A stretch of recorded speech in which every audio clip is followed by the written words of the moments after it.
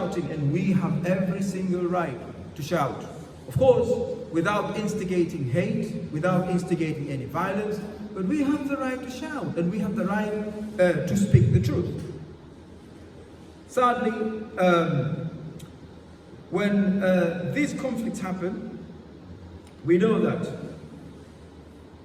when these conflicts take place, biased reporting by some of the media can lead to community tension. And this is the point that we want to really highlight. We are not here to say these words because we want community tensions. No, we want peace. Islam is a religion of peace. Loss of life, killing of innocent person is absolutely prohibited in Islam. من قتل نفسا بغير نفس أو فساد في الأرض فكأنما قتل الناس جميعا. Allah says, whomsoever takes or kills an innocent soul, he is as if he has killed the entire mankind. That's it. This is our principle. So don't say, well, it's right for the Israelis to die. No. Any innocent soul to die, it is absolutely prohibited in Islam. We are not allowed to kill innocent people. They are not allowed to kill us. We are only allowed to embark into war when it comes to defense. That's it. When the people are coerced, as we see, Allah says in Surah Al-Hajj, أُذِنَ لِلَّذِينَ يُقَاتَلُونَ بِأَنَّهُمْ ظُلِمُوا وَإِنَّ اللَّهَ عَلَى نَصْرِهِمْ لَقَدِيرٌ. أُذِنَ لِلَّذِينَ ظَلَمُوا. Allah has given permission to the transgressed, exploited people. بِأَنَّهُمْ ظُلِمُوا. Because they are transgressed, they are exploited. The blockade has existed for more than 20, 30, 40 years. People have no rights of movement that we enjoy, me and you. These people who are given the right to defend themselves. بِأَنَّهُمْ ظُلِمُوا. It's not about you going outside and see an innocent person kill people. No. Because these people who are transgressed. الَّذِينَ أُخْرِجُوا مِن دِيَارِهِمْ بِغَيْرِ حَقٍّ. Allah says these people, their houses were demolished. They were kicked out of their homes. Can you see the settlement of the people who lived there for decades? They are being, demolished. And there is no police, there is no government which is doing anything. So you just wait and stand there to see your forefathers' houses being demolished. What feeling do you think you will generate as a human being? When you see your mom is being killed, when you see your son is being, shot by the snipers, what do you think? You have to put yourself in their shoes. Here, I know most of us come from East Africa, from Zanzibar. We talk of the Union.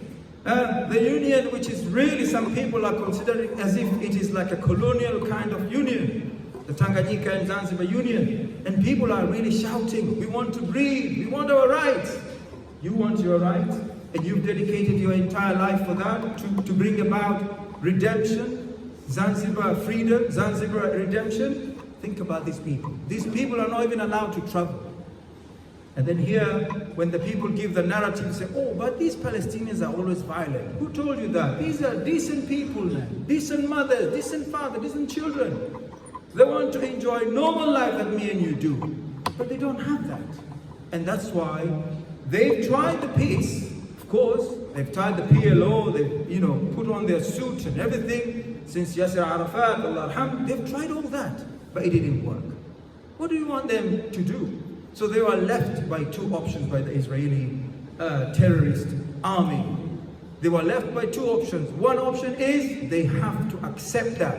They will live under the blockade, they will live under the occupation for the rest of their lives, or they will just die slowly. As we know now, as we speak, even the humanitarian assistance are not allowed to go. Food, water, shelter, blankets, nothing, medicine, nothing. So instead, despite of the bombing, the shelling on air, these people will die for hunger. These people are dying at the moment because they don't have water. And a human body can resist, only for certain days. After that, a human body cannot resist. So don't come back and say and see this, because these people are going to change the narrative. You remember the hospital that they blew up? Now they say the Hamas are the ones who did that. Come on. You've got the control of the air. You've been lying to people. You're bombing people and say the people are killing themselves. Who's going to buy that? So as Muslims, we're being tested to the core. And I know it's agonizing because we can't do anything. Apart from this, strong speeches, people will say, what are you going to do with your big mouth? Yes, at least I'm raising awareness. At least I'm speaking, I'm feeling the pain of my brothers and sisters. That's what you should do. You don't have the money to send there. You don't have the money in the army to send there. We are not allowed to do that. But on the other hand, Israel is allowed to do that. This is the funny thing about this war. America, already they've sent the troops. Already they've sent the ship. The war ship there at the Mediterranean Sea.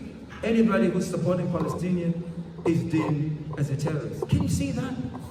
You are really taking side and you're telling other people not to take sides? How pathetic is that? And you call that you're an international peacekeeper? Really? You keep going to different countries, you're trying to preach to us that democracy is the only system we have it in America. Really? This is the type of democracy that you have? No, that is not democracy. That is, we know this is one-sided kind of democracy. That was a project, and that's why you have to understand, whatever Israel does, even if Israel decides to drop atomic nuclear bomb to the Palestinians, I am telling you, and I'm standing here, America will be by Israel's side. You have to understand that, because that is a project. That country is not a normal country. The countries that normalize with Israel, they, well, this is normalization, at-tatbir. You cannot normalize to abnormal nation. That is a colonial project. That's not my words. I want them to come and ask me, where did you get these words? I'll give them the references from their own Jewish historians. I want them to come to me, because these are not my words. I'm not making up this stuff. These are in their reports. So what can we do, dear Islamic brothers and sisters, in absentia? First is our dua. I know people will say, well, you're talking too much, but you're not doing anything. Allah says, وَلَيَنْصُرَنَّ اللَّهُ مَنْ يَنْصُرُهُ. Allah will protect the people who are ready to protect His religion. Other ayah, إِنَّ اللَّهَ يُدَافِعُ عَنِ الَّذِينَ آمَنُوا. Allah is the main protector to the true believers. Don't demoralize yourself. Some people are thinking, maybe Allah is humiliating the ummah. No, Allah is not humiliating the ummah. There are lessons to be learned. Allah is showing this right in front of us. We, in the history, we learned about An-Nakba, the catastrophe. When they were forced to leave their countries, 1948, Allah brought another Nakba here for the people who were born in 1980s and 90s and 2000. This is the second Nakba. We can see, what is the lesson to be taken? Remember, Israel is a small country, but it's surrounded by many Muslim countries. What can we do? Your segregation and your sectarianism, I'm a Sunni, I'm a Salafi, I'm a Sufi, I'm a Shi'i, stop this nonsense. Stop it. Yes, we have ikhtilaf in our fiqh, we have ikhtilaf in the aqidah. Today, you see some people are saying, well, they can't do that until the Shias come, until the Hezbollah. What is this? The ummah is really, really being exploited to the core, and you're speaking in the name of Hezbollah, in the name of Shia and the Sunnis. How dare you? How dare you? We are the ummah that we have. Allah says, وَكَذَلِكَ جَعَلْنَاكُمْ أُمَّةً وَسَطًا. We are the middle path ummah. وَسَمَّاكُمُ الْمُسْلِمِينَ مِنْ قَبْلِ. Allah called us Muslims. We are calling ourselves the Qadiris, the Deobandis, I don't know, the so and so and so. What is this? And all these labels and all these titles, I'm not saying they're not there, they're there, but they are not helpful at all, because we can't provide even the humanitarian assistance to our brothers. So the first thing is dua. Secondly, we need to teach our young people and our children about the history of Palestine, the history of Masjid al-Aqsa, because whether you like it or not, this is a religious war. They are trying to portray it as if it's a political conflict. There's no political conflict here. No political conflict whatsoever. We have the clips to see the Jews when they were transported to Israel. They were welcomed by the Arab cousins. They were welcomed. There is no political conflict here. And the Jews, they lived in our land, the Muslim lands. And we do not have a single hatred towards the Jews. It should be crystal clear. Any Muslim who has hatred against the Jews, he is absolutely pathetic. He is wrong. They were created by Allah. They have every single right to live. They have every single right to practice their religion, Judaism if they want. We do not hate them. We have a problem